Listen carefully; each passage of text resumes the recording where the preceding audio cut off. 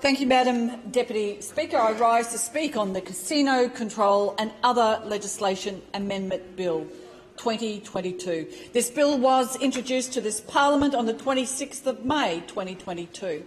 And there's been a lot that's happened since then, and there was particular criticism in the public sphere about the lack of scrutiny of some of the practices that were happening in Queensland. There was like a cloak of invisibility magically where apparently Queensland wasn't seeing the sorts of outrageous behaviours and abuses in the casino industry and the lack of appropriate scrutiny in holding people to account until, and I'll give credit to the journalists who exposed some of the examples here in Queensland, not only with ties to this government, but with questions about the lack of integrity in the system here, and the push to have an inquiry. And the Gotterson inquiry was a step in the right direction. But what sort of an inquiry is it when there's no protection for witnesses? What sort of inquiry is it when there's still a raft of major and quite disturbing allegations about abuses in this sector that weren't investigated because they weren't part of the scope of the Gotterson inquiry? And that's the sort of thing that the ministers opposite don't want to have addressed. Have an inquiry, but don't look into all the issues, serious issues that are being raised. And there have been serious issues raised about other casinos in Queensland, let alone the fact that when these allegations were arising interstate, and we've seen a situation where Star has been found unfit to hold a casino licence in New South Wales, what was Queensland government doing? Well, they were sitting on their hands while some of the people who are apparently or allegedly undertaking this behaviour were directing their business north, taking advantage of the loopholes and the slack approach to scrutiny that should have been addressed in a more timely way. So let's talk about the Gotterson inquiry.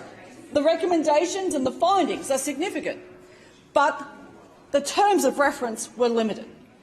The fact that, as I've mentioned, witnesses didn't have protection.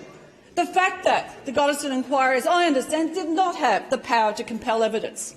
These are basic requirements if you're going to have a fair dinkum inquiry into the issues that are significant in this industry, not just those that have been addressed so far. And those matters still have to be brought into the light, addressed appropriately, with the protection of the law for those who need to be able to speak and be called to give evidence. There has been criticism of the fact that there were 24 clauses and 21 pages of amendments tabled about half an hour before debate started, and I heard the previous minister trying to say, well, nothing to see here too, and it would have delayed things if you had to wait for the scrutiny of the Legal Affairs and Safety Committee to go through that as a committee. Clearly, this government's been caught napping in respect to some of the serious issues that have been underway and identified interstate that have been happening here in Queensland. And we are supporting legislation before the House because it's a step in the right direction. But still, there hasn't been enough scrutiny to the range of issues that have been progressively identified. I've heard a bit of squawking also from government ministers about Labor lobbyists and fundraising and Star, when there were government ministers who've sat within cabinet who are making decisions about licences and the process of awarding contracts with Star. And I think it's a major concern when we still haven't seen some of these issues appropriately scrutinised. As I said, there hasn't been protection of witnesses to look into these issues. The connection of Labor lobbyists in the way that in the lead-up to some of these decisions being made continues to be of major concern. Let there be scrutiny, let there be accountability, let there be protection for witnesses who need to be able to speak. I also want to address the fact that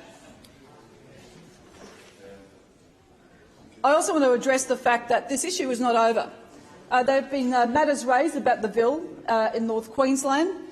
There's been issues raised about other matters that still have to be brought under the scrutiny of a properly constituted inquiry. But in regard to those provisions which are before the House and I note, yes, there have been quite a number of pages of amendments since this May legislation was tabled, but only these amendments tabled a matter of minutes or half an hour before debate began.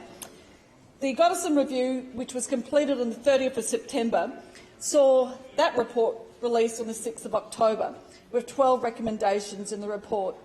And I do recognise that these recommendations are a step in the right direction, but there is still more that needs to be done to ensure fullness and accountability. You can't say you fixed the problem if you're not even willing to look, and there are still issues being raised that haven't been part of the inquiries. This inquiry that was undertaken was far too narrow in scope. It needed to have the full powers of inquiry to protect witnesses, to compel evidence, to get to the bottom, because this naive view that Queensland was somehow different and that border that was magically separating us from other states would protect us from this outrageous behaviour where there were abuses and money laundering accusations going on is just incredibly naive. It's time there was a proper inquiry, it's time there was proper scrutiny and independent review of these processes so that we ensure that there is integrity in this system. It's important that our casino and gambling industries have appropriate oversight, not just laws that sit on the books, but laws that are actually implemented, and that there's assurance that there's accountability at the highest level and an independence in the way that these matters are scrutinised, so that compromise decisions or looking the other way doesn't continue to be the norm in Queensland.